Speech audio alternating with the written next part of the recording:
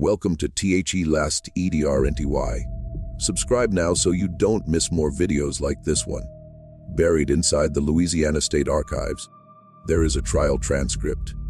One that courthouse officials in Iberville Parish, sometime around 1901, quietly reclassified as administrative waste. The document runs to over 400 handwritten pages. It concerns a woman whose name does not appear in any plantation ledger, any church registry, or any county census between the years 1845 and 1869. For those 24 years, not a single record acknowledges her existence. And yet, when the trial finally began in the autumn of 1869, 23 people, freedmen, former overseers, a parish judge, and 2 members of one of Louisiana's most respected Creole families, all testified under oath about the same woman.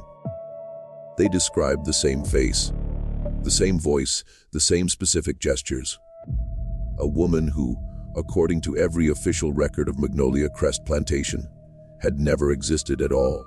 Historians who have examined the surviving fragments of that transcript describe the experience as deeply unsettling.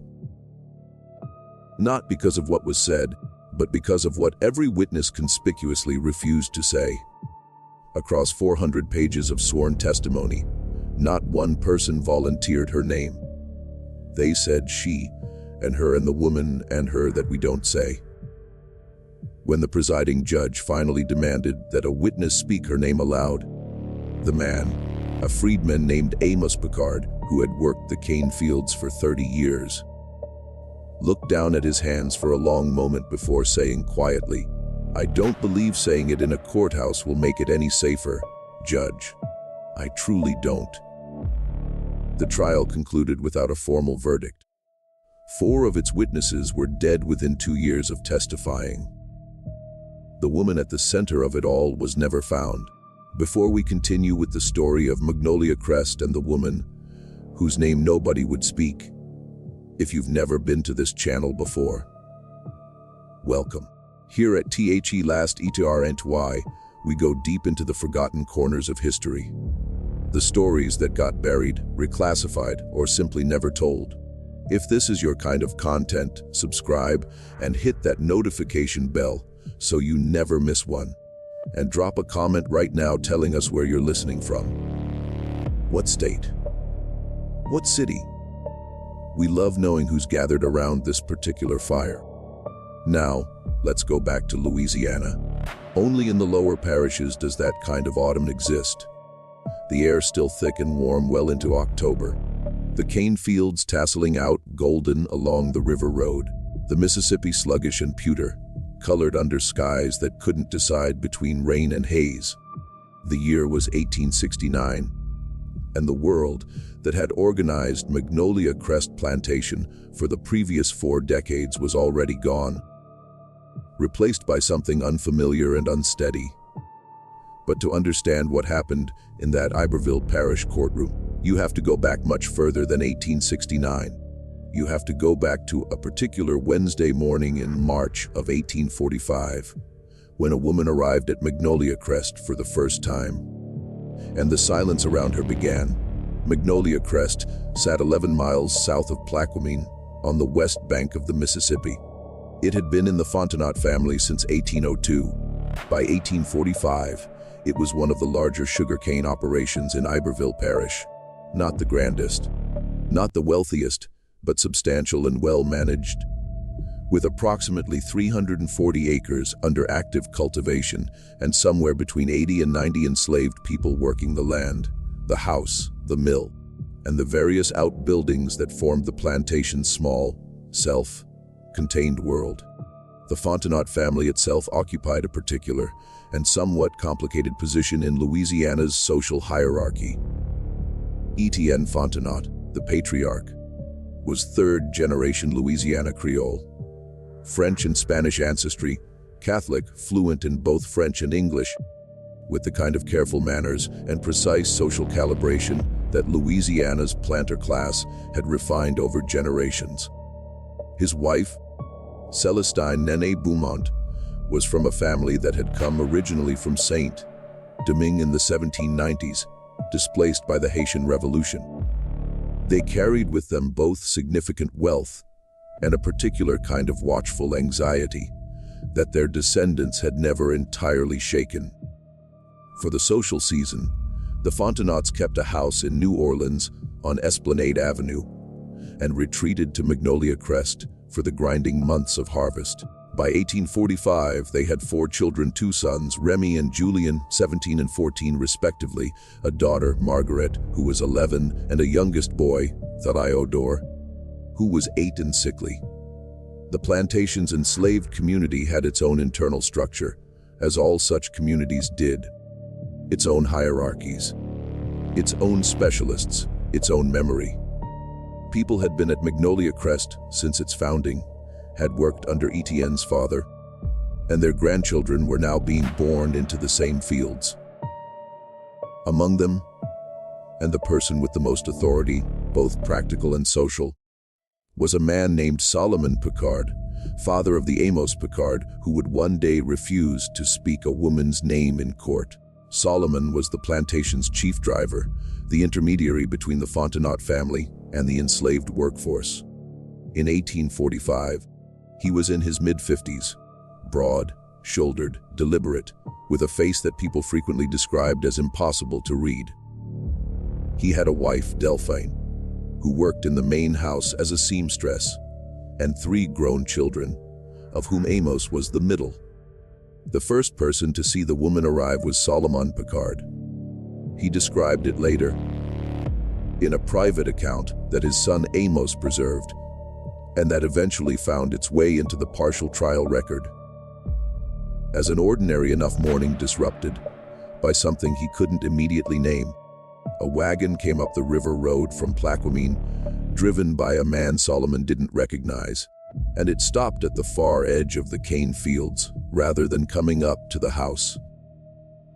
As was customary when supplies arrived, Solomon walked down to meet it and found that it carried no supplies. It carried one person, a woman sitting in the wagon bed among several bundles of personal goods, watching him approach with an expression he struggled to describe. He wrote only that she looked at him the way a person looks at something they have studied very carefully from a great distance and are now seeing up close for the first time. She was, by Solomon's account, somewhere between 30 and 40 years old, dark complexion with the kind of features common to Louisiana's most mixed communities, African French, possibly some native ancestry, the particular blending that the lower parishes had been producing for generations. She was dressed carefully, neatly, in clothes that were good quality without being fine. She carried herself with a composure that Solomon recognized as one recognizes a skill, as something learned rather than natural, the composure of a person who has decided deliberately to appear composed. From inside her jacket, she handed Solomon a folded document. It was a letter on Fontenot family stationery, in Etienne Fontenot's handwriting, instructing Solomon to install the bearer in the small cottage at the edge of the kitchen garden and to extend to her the same courtesies he would to any member of the Fontenot household staff. It gave no explanation. It gave no name. Solomon read the letter twice. Then he looked at the woman. "And what do we call you?" he asked. She seemed to consider the question for a moment, not as if she didn't know the answer, but as if she were deciding which answer to give. Then she said, in a French that was precisely as formal as Solomon's own, "You may call me whatever is practical." He called her nothing. For a very long time, nobody did. The cottage at the edge of the kitchen garden was small but sound. 2 rooms, a good hearth, a window that looked out over the herb beds toward the river. It had previously housed a series of the plantation's domestic workers, none of whom had stayed long. Something about its position, slightly apart from both the main house and the slave quarters, caught between 2 worlds without belonging clearly to either, seemed to discourage comfortable occupation. The woman settled into it within a day, and she began work within 2. Precisely what her work was, nobody knew. That was the first problem. She was not assigned to any of the established roles at Magnolia Crest. Not field work, not housework, not the mill or the kitchen or the laundry. She moved through the plantation's day with the freedom of someone who had been told that her time was her own. And she used that time in ways that made people uncertain. Often, she was in the kitchen garden, handling the medicinal herbs with evident expertise. Chamomile, valerian, sarsaparilla, the various bitter roots that the plantation's informal healer, an old woman named Clementine, had cultivated for decades. In the early morning, before most people were up, she was frequently seen walking the perimeter of the property, moving at a careful and measured pace, as if she were counting steps. During grinding season, she occasionally visited the mill and stood watching the machinery with an expression of focused attention that made the mill workers deeply uncomfortable. Most remarkably, she visited the main house, not through the back entrance as domestic workers did, but through the front door. Etienne Fontenot himself opened it for her on at least 2 occasions that Solomon observed, and on neither occasion did Fontenot's expression suggest that this was unusual. Within the enslaved community, the uncertainty about her quickly hardened into wariness.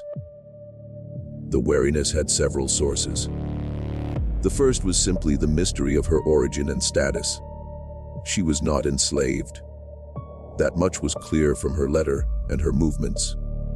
But she was not free in the formal sense that white Louisianans recognized, and she was not Creole free colored in the way that the parish's established community of free people of color was organized. She occupied a category that had no comfortable name. The second source of wariness was more specific. Old Clementine, who had been the community's healer for 30 years, and who commanded enormous respect, refused to speak to the woman at all after their first meeting.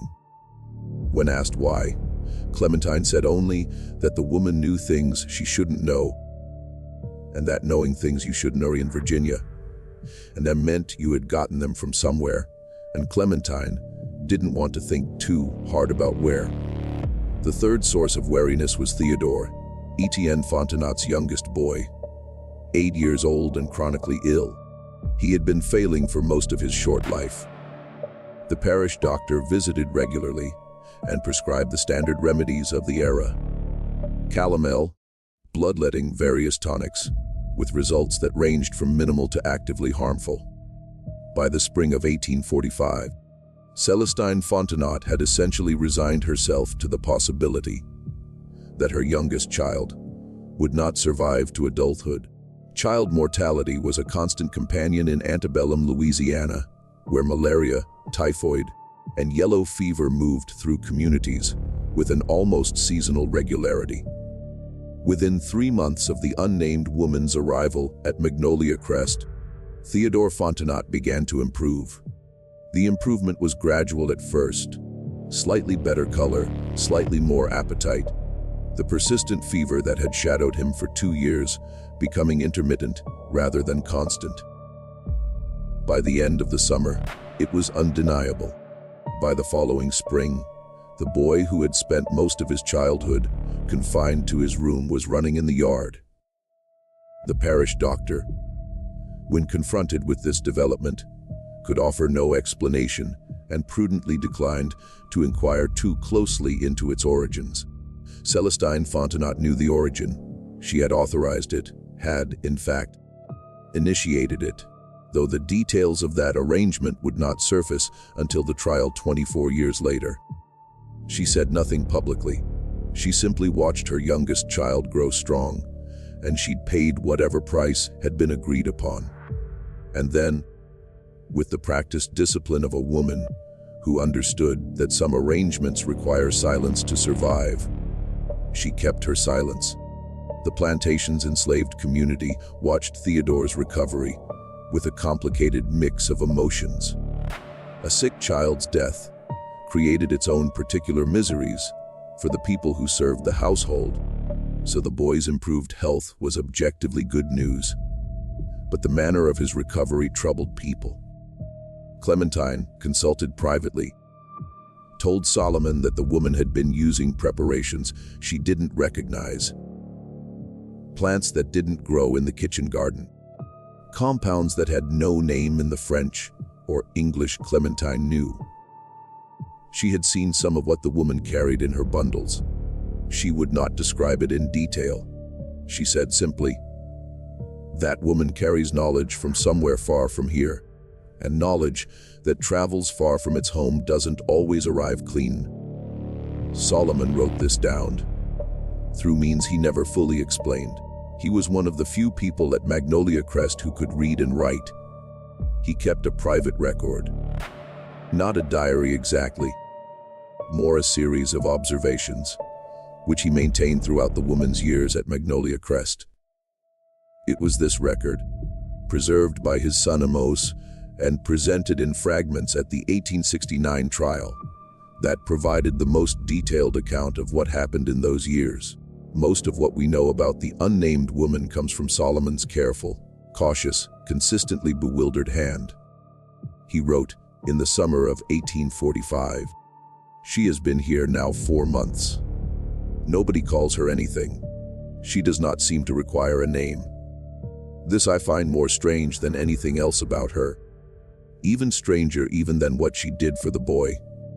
A person without a name in a place like this is either very free or very trapped. I cannot determine which she is. The arrangement, if that is the right word for what existed between the unnamed woman and the Fontenot family, endured for the next 19 years. Those 19 years were not static. Louisiana and the nation moved through upheavals that transformed everything: the Mexican War, the crisis over slavery's expansion, the Compromise of 1850, the brutal decade of the 1850s, when the question of the Republic's survival began to feel not theoretical but immediate. And then the war itself. Beginning in 1861, tearing through the South with a violence that the men who had started it had badly failed to imagine. Magnolia Crest experienced all of this, and the unnamed woman moved through all of it, her position shifting in ways that were subtle but cumulative. Her role in the early years remained undefined. The healer who wasn't officially a healer, the advisor who had no official standing to advise, the woman in the cottage at the edge of the kitchen garden who was visited by the plantation mistress with a regularity that nobody commented on, because commenting on it would have required acknowledging it. On average, Celestine Fontenot came to the cottage twice a week. The visits were never announced and never explained. They lasted between 30 minutes and 2 hours. Nobody knew what was discussed in them. Delphine Picard, Solomon's wife, who worked in the main house and observed Celestine's movements carefully, noted that the mistress always arrived at the cottage with visible tension in her shoulders and jaw, and always left with something released in her face. Not exactly peace, but the particular expression of a person who has been given information they needed, even if the information was difficult. The second Fontenot son, Julian, who was 14 when the woman arrived, developed what Solomon could only describe as an obsession. By the time Julian was in his 20s, he was visiting the cottage himself, less frequently than his mother, but with what appeared to be a different quality of need. Where Celestine came seeking guidance or remedy, or whatever she found there, Julian came seeking something that Solomon, watching from a careful distance, identified as understanding. Julian was the family's intellectual, restless, hungry, minded, perpetually dissatisfied with the explanations he received from the world around him. He read voraciously. He corresponded with men in New Orleans and in France. He was the only member of the Fontenot family who had, from the beginning, treated the unnamed woman as someone worth engaging with directly, asking her questions, and appearing to genuinely listen to the answers. Whether this was appreciation or appropriation, or something more complicated than either, Solomon could not determine. But he noted it. He wrote, "Julian Fontenot treats her as if she is a library he has been given private access to. She allows this. I am not certain she allows it because she chooses to, or because she has no choice. With her, these two things are sometimes difficult to separate." The eldest son, Remy, avoided the unnamed woman with a consistency so deliberate it was itself conspicuous. He was 17 when she arrived, 20 when he took a wife, 24 when he took over management of Magnolia Crest's daily operations from his aging father. By his mid-30s, he was running the plantation with efficient, organized competence, and he behaved toward the cottage at the edge of the kitchen garden as if it did not exist. He routed his movements to avoid passing it. He did not speak the woman's name, but then, nobody did. And he managed to convey through posture and eye movement, and the particular physics of a man who has decided something that the entire matter was simply not present in his world. Solomon found this more interesting than any other member of the family's response.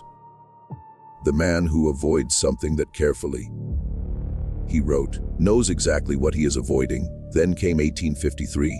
In the summer of 1853, yellow fever came up the river from New Orleans. With the season's first oppressive heat, it moved through Iberville Parish with the efficient brutality of a disease that had been doing this for decades and had optimized its methods. Magnolia Crest was not spared. By August 11, of the enslaved people were dead. 2 of the Fontenot household staff were dead. The parish doctor had long since stopped visiting individual households and was instead doing triage at the courthouse in Plaquemine, where the bodies were accumulating faster than they could be processed. In September of 1853, Marguerite Fontenot, who had been 11 when the unnamed woman arrived and was now 19 and recently engaged to a planter's son from Pointe-Coupee Parish, developed fever. What happened over the next 3 weeks is documented in 2 sources: a letter from Celestine Fontenot to her sister in New Orleans, which survives in a private collection, and Solomon's private record. The sources agree on the basic sequence of events. Margaret's fever was severe and progressing. The parish doctor was unavailable. Celestine Fontenot brought the unnamed woman into the main house. For 19 days the woman did not leave Marguerite's room. She slept on a pallet on the floor, prepared her own preparations in a small brazier she had brought from the cottage, and administered them on a schedule that she kept in her head. She also, according to both sources, talked to Marguerite constantly during the worst of the fever. Not the soothing murmuring of a nurse, but actual conversation, as if she were keeping the girl tethered to consciousness by the thread of words. Marguerite lived. Her fiancé in the house down the river road did not. When Remy Fontenot learned that the unnamed woman had been brought into the main house, he confronted his mother with a fury that Solomon, working in the yard, could hear through the closed windows. Words he could not make out, only the register and rhythm of rage. Remy's voice low and cutting, Celestine's higher and inflexible, the particular music of a family argument that has ancient roots and no clean resolution. After an hour, Remy left the house on horseback and did not return for 3 days. When he came back, he said nothing about it, and the unnamed woman returned to her cottage. Marguerite recovered slowly through the autumn, and Remy Fontenot added one more thing to the list of things he was pretending did not exist: the question of what service the unnamed woman was providing to the Fontenot family, and what she was receiving in return, became more urgent as the years went on, and the answer remained hidden.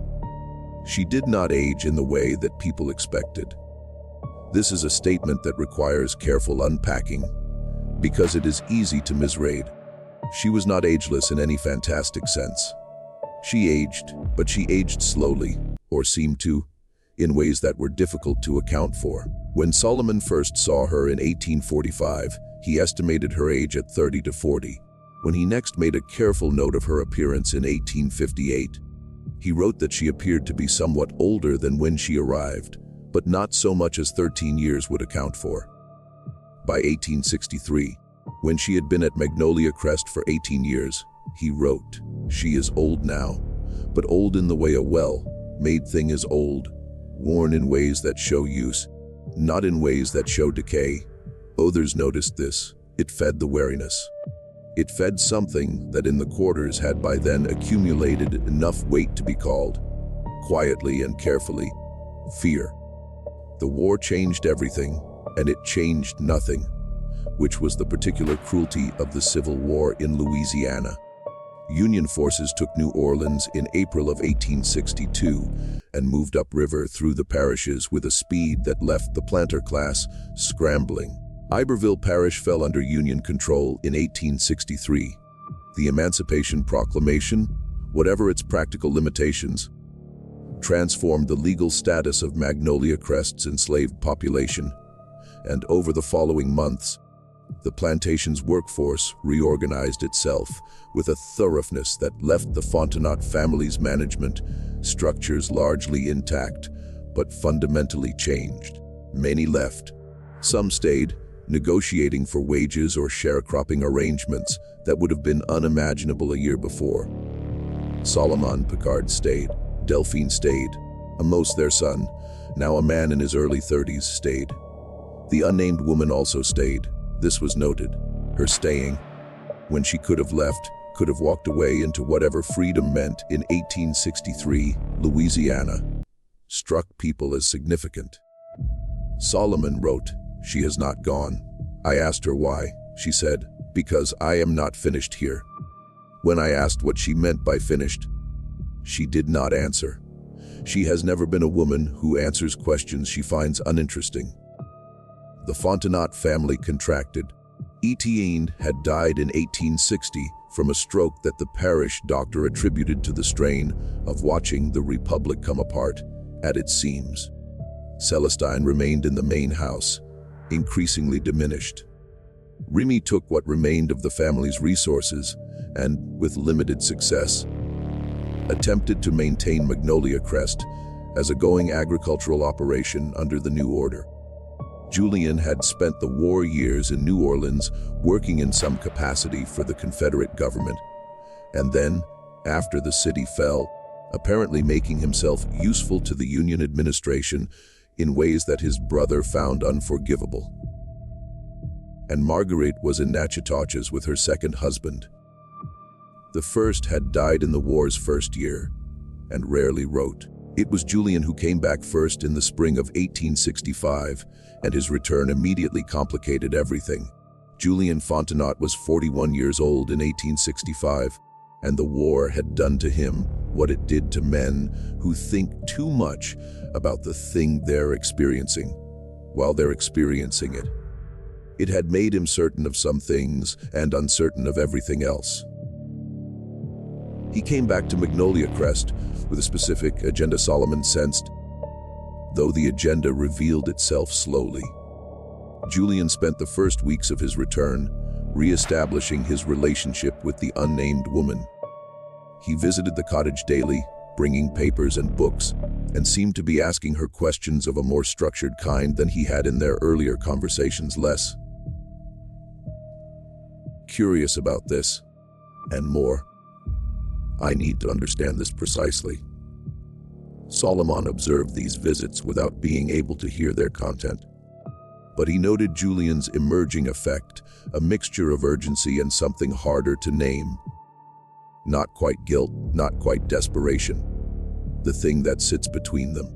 It was during this period that Solomon first began to suspect that the unnamed woman's position at Magnolia Crest was not what it appeared. He had long assumed that she was there, by Etienne Fontenot's arrangement, that the patriarch had brought her for reasons of his own. and that Celestine's subsequent use of her services was a secondary development.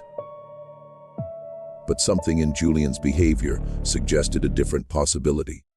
The quality of Julian's engagement with the woman was not that of a man consulting a resource his family had acquired.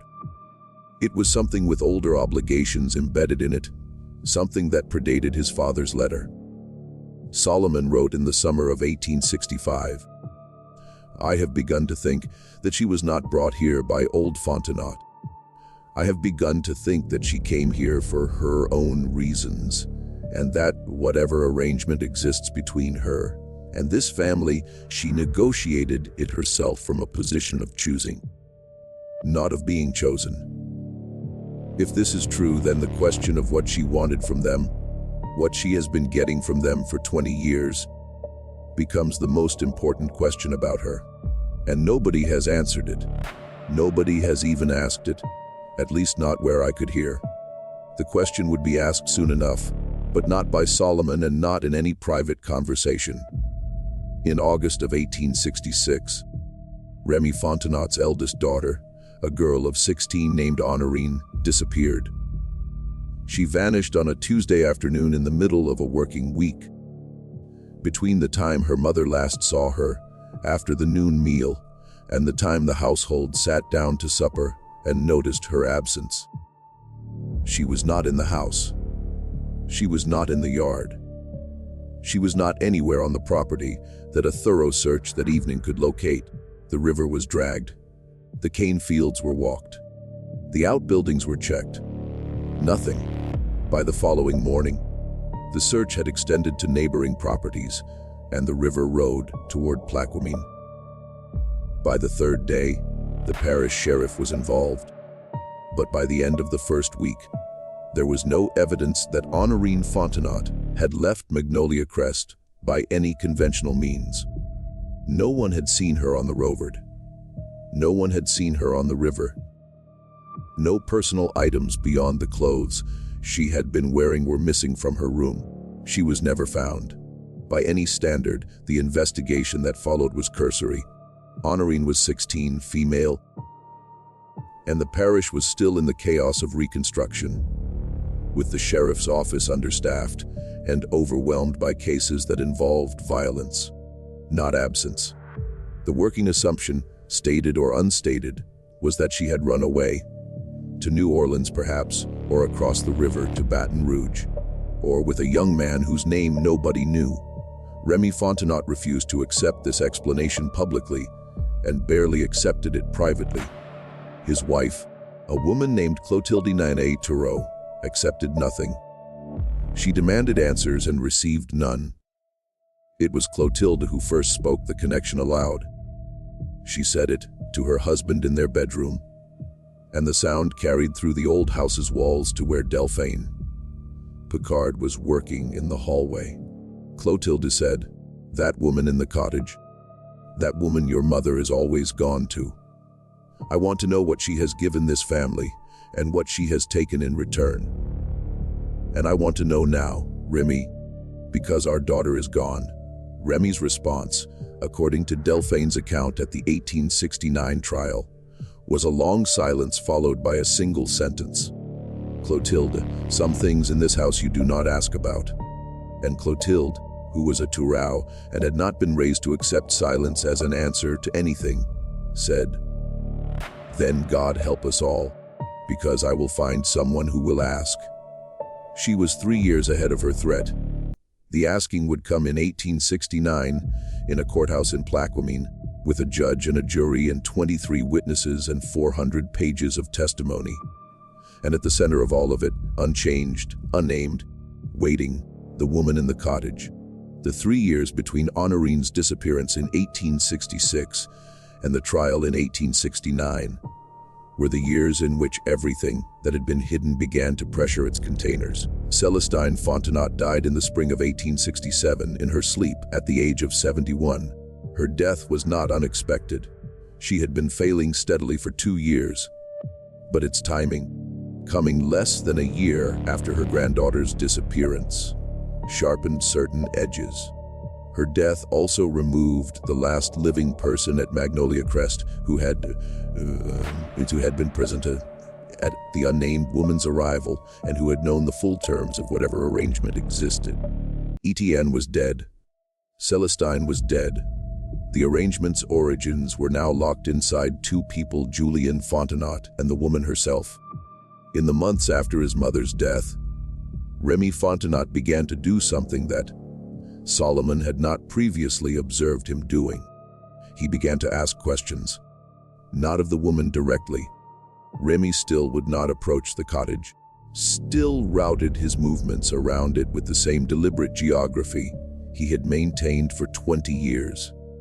But he began to ask questions of the people around him, of Solomon, of Delphine, of the older freed people who had been at Magnolia Crest long enough to remember things, precisely with the controlled effect of a man who was terrified of the answers, but more terrified of not knowing.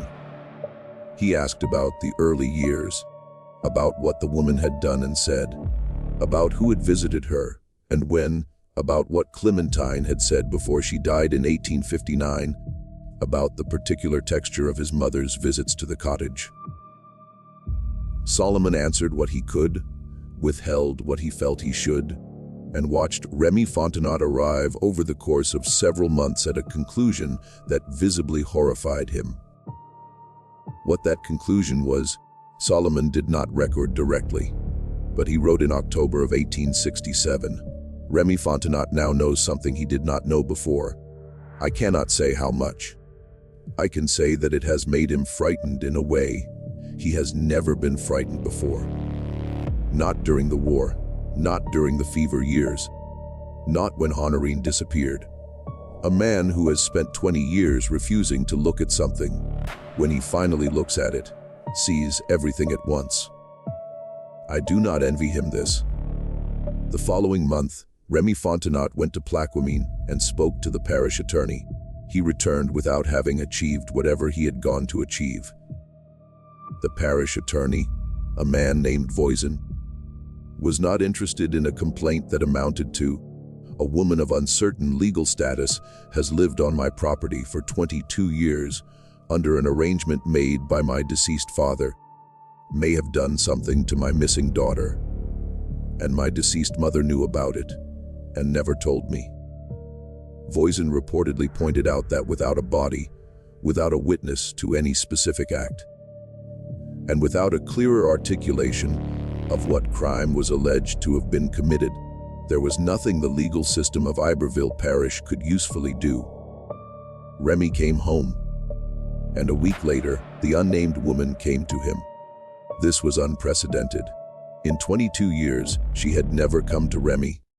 She had always been the one approached, the one visited, the one sought.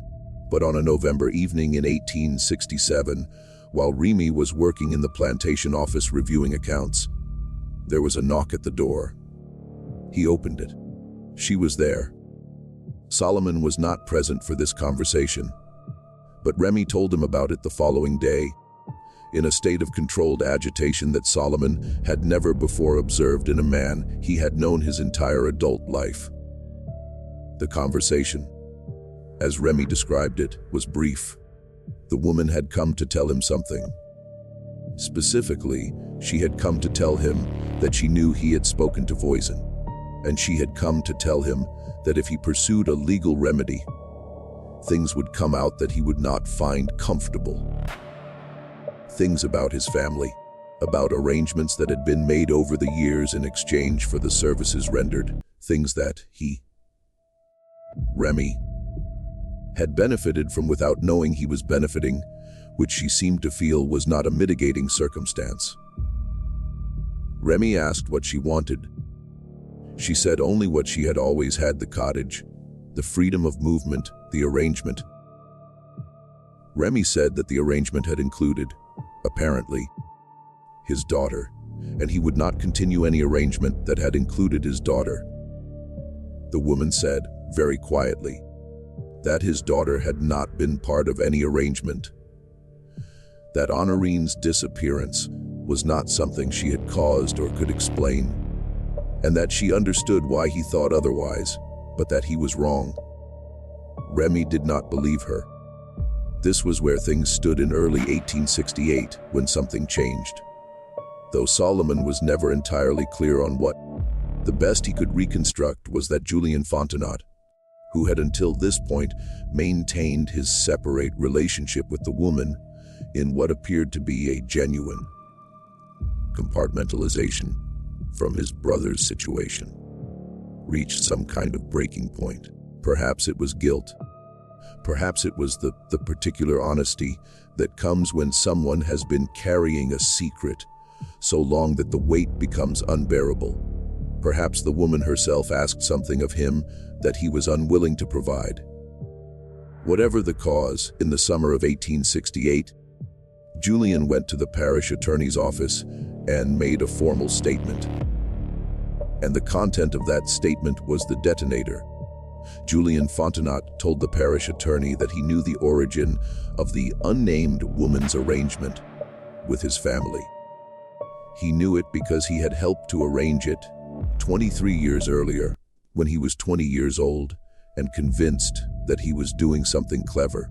He told the attorney that the arrangement had been made not by his father, but by himself, in his father's name, using the family stationery and the family's resources, and that what he had arranged was not what anyone who looked at it from the outside could have guessed. He said that a debt was owed to the woman by the Fontenot family going back further than 1845, that the debt was of a kind that Louisiana law in 1845 had no mechanism for acknowledging, and that she had come to Magnolia Crest not because they had sought her, but because she had determined that Magnolia Crest was the place where the debt could be repaid, and she had approached Julian.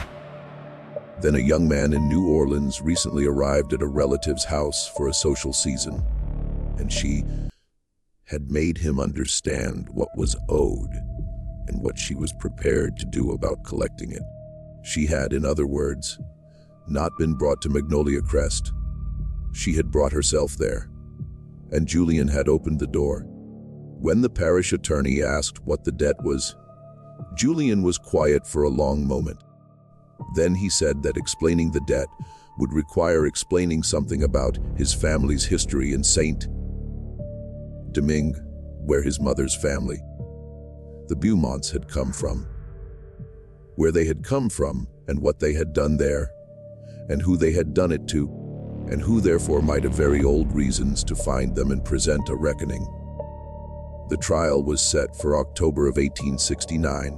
The Iberville Parish courthouse in Plaquemine was not built for spectacle. It was a modest building, brick, 2 stories, with the self-conscious dignity of a structure that knows it represents something larger than itself. In the autumn of 1869, it was crowded in ways it had not been built to accommodate. The trial drew observers from 3 parishes, several journalists from New Orleans papers, and a small contingent of Freedmen's Bureau officials who had their own reasons for interest in a case that touched on questions of personhood, debt, and accountability in post-war Louisiana. The unnamed woman was present for the trial. She sat at the front of the courtroom, to the left, in the chair that had been designated for her, and she was precisely as composed as she had been on the morning Solomon Picard first saw her step down from a wagon in 1845. 24 years older by that account, her face carrying the wear of time in ways that didn't align with any calculation of how old she should be. The presiding judge was a man named Thibodeaux, a Reconstructionist appointee, Northern educated, with no particular sympathy for the Fontenot family and a careful, methodical approach to the case's extraordinary complexities. He had spent 3 months reviewing the available documents before the trial began. He had read Julian Fontenot's statement 4 times. He still wasn't entirely sure what he was presiding over. The prosecution, such as it was, the legal architecture of the case, having required considerable improvisation, alleged that the unnamed woman had, over the course of 24 years, obtained property and benefits from the Fontenot family through a combination of concealment, manipulation of familial dependency, and what the complaint somewhat desperately termed coercive therapeutic practice. The disappearance of Honorine Fontenot was referenced, but not formally charged, for the reasons Voisin had outlined 2 years earlier. The defense. The woman had retained a Creole attorney named Duplessis from New Orleans, known for taking cases that others declined, argued that his client had provided legitimate services, freely negotiated, for compensation freely given, and that the attempt to characterize those services as criminal was an extension of the same logic that had governed Louisiana's relationship with people like his client for the previous century. The logic that certain people could not legitimately negotiate, could not legitimately be owed, could not legitimately collect. Duplessis was eloquent. Thibodeaux listened to him with evident appreciation. And then the witnesses began. 23 people testified over 9 days. Freed people who had known the woman at Magnolia Crest for decades. Former overseers who described her movements and her apparent influence. Members of the Fontenot household who spoke carefully about what they had observed in the main house during her visits. Clotilde Fontenot, Remy's wife, testified for 3 hours about Honorine's disappearance and about the conversations she had overheard and the conclusions she had drawn from them. Remy himself testified briefly, reluctantly, with the expression of a man being made to swear to things he would prefer to have forgotten. And Julien Fontenot testified for 6 hours over 2 days, and what he said reshaped the entire case. Julien had inherited from his mother's side fragments of family history that the Beaumonts had brought from Saint-Domingue in the 1790s. The Beaumonts had been among the largest landowners in the north of that island, now Haiti, in the years before the Revolution. They had enslaved hundreds of people. When the Revolution came, they had fled, taking what they could carry, including the family's financial records, which documented transactions that they had every reason to want documented and kept private. Among the people the Beaumonts had enslaved was a woman.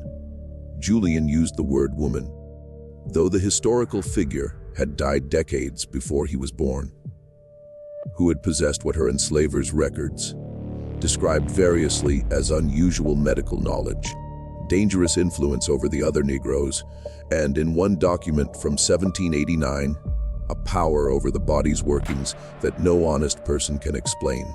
She had been separated from her child, a daughter, in a property transaction in 1791, 2 years before the Revolution. Sold away from Saint-Domingue to a merchant in New Orleans who resold her twice before she died in Louisiana in 1798. The daughter had survived the Revolution in Saint-Domingue, had found her way eventually to New Orleans, and had built a life of sorts in the city's complex, free black community. And the daughter's daughter, and her daughter, and hers. Julien traced it as carefully as he could with the documents his mother had inexplicably preserved. Had maintained a particular knowledge about the Beaumont family's whereabouts, about what was owed, about what had been taken. The woman in the chair at the front of the courtroom was, if Julien's reconstruction was accurate, the great-great-granddaughter of the woman the Beaumonts had sold away in 1791. She had come to Magnolia Crest to collect, not violently, not dramatically. She had come to collect in the way that someone collects a debt that is compounded over 3 generations, carefully, patiently, and with absolute certainty that the collecting would be done. She had provided real services. The healing was real, the knowledge was real.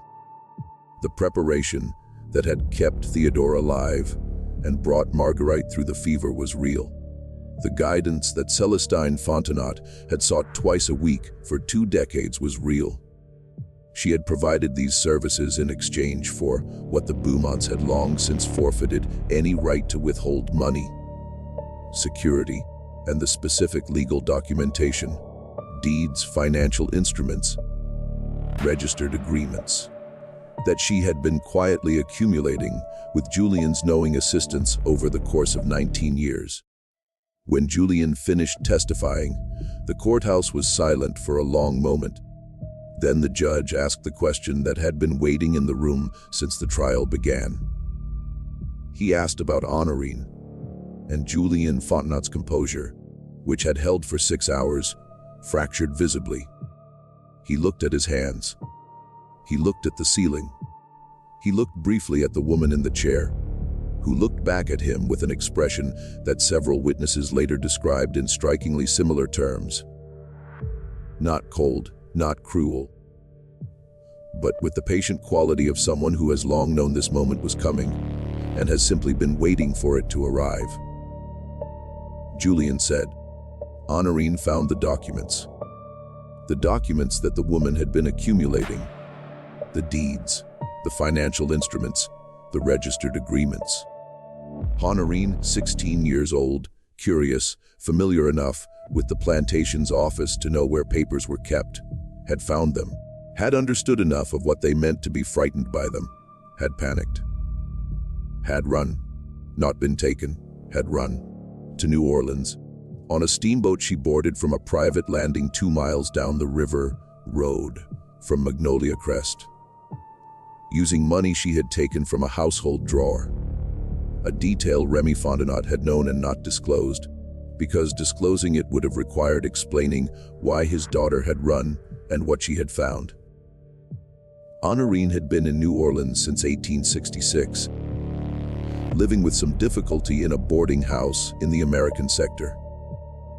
She had not contacted her family because she did not know how to explain what she had found, and because she was not entirely certain her family would believe her, and because somewhere in her 16-year-old reckoning, she had concluded that what she had found was something she was not supposed to know, and that the safest thing to do with knowledge you're not supposed to have is to remove yourself from the situation in which you acquired it. She was, when Julian made this disclosure, 20 years old, alive, and findable.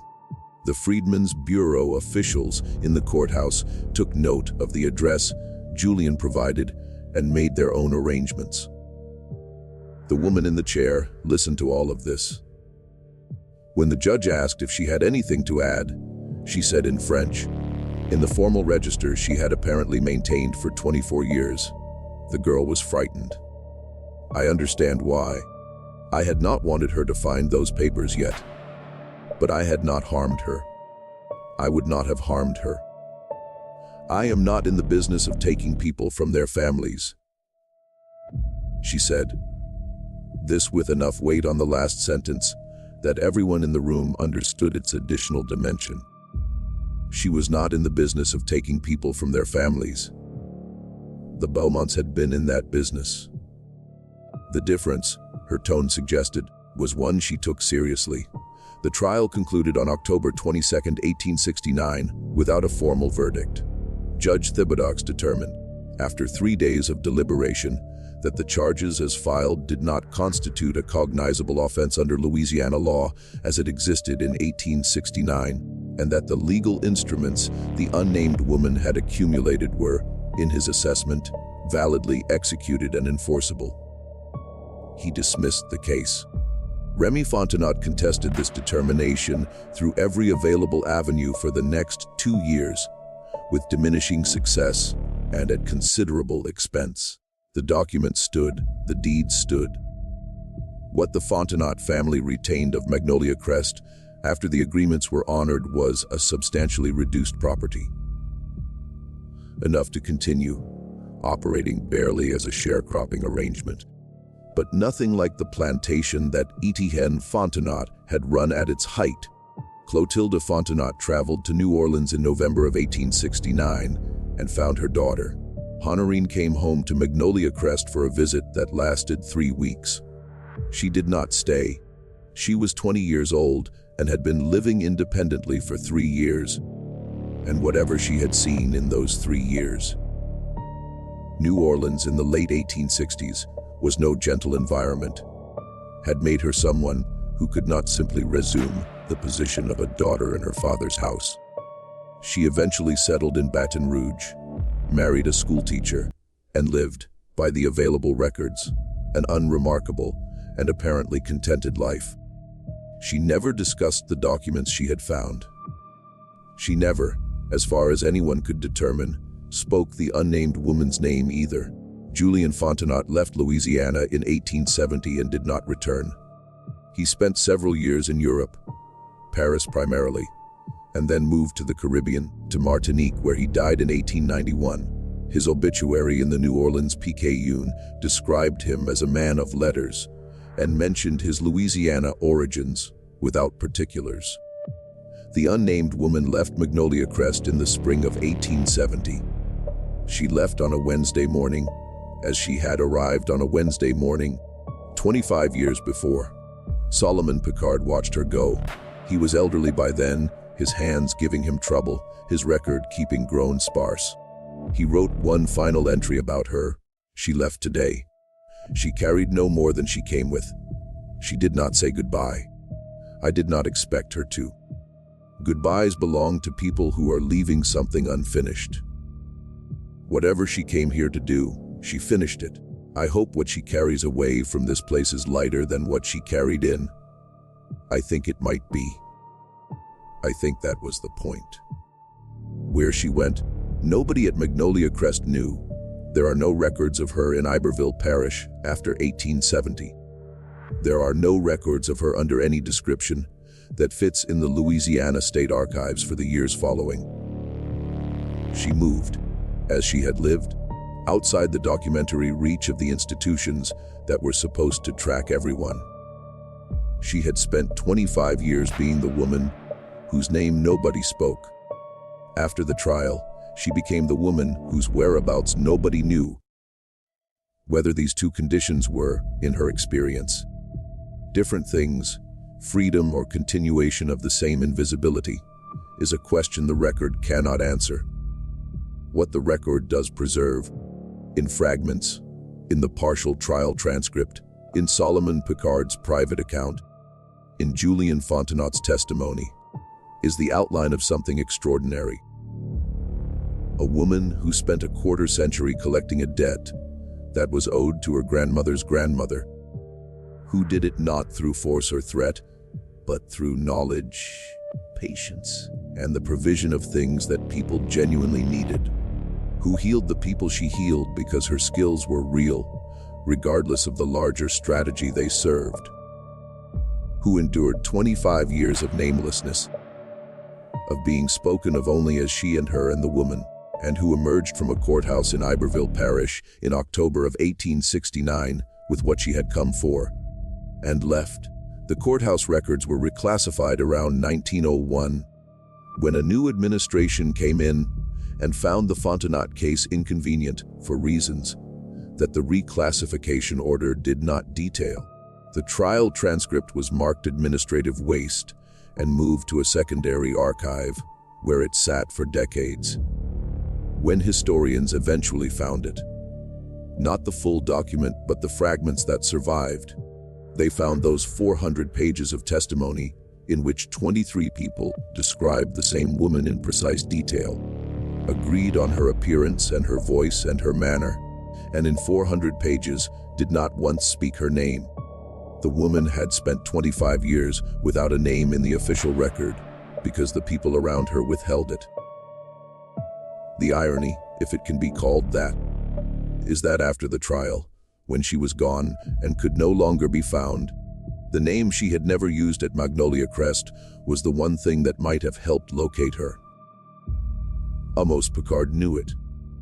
He had known it for years, inherited from his father's private knowledge. He was asked, at the end of his trial testimony, to provide it for the record. He looked at his hands. He thought about it for what the transcript records as a considerable period. Then, he said, "She gave up the use of her name a long time ago. In a place like this, with a history like the one she had, a name is something people take from you. She decided nobody would ever take hers again, so she put it away. And I think she'd want it to stay put away. I think that's the one thing she got to choose in all of it. What to keep to herself. Judge Thibodeaux looked at him for a moment.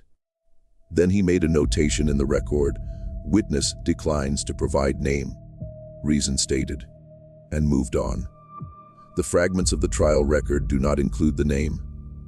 Neither does Solomon's private account. Neither does Julian's testimony, though Julian clearly knew it.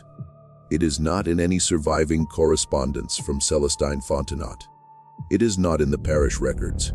It is nowhere in the archive of Magnolia Crest, which burned in 1887 in a fire of undetermined origin, destroying whatever remained of the plantation's official documentation.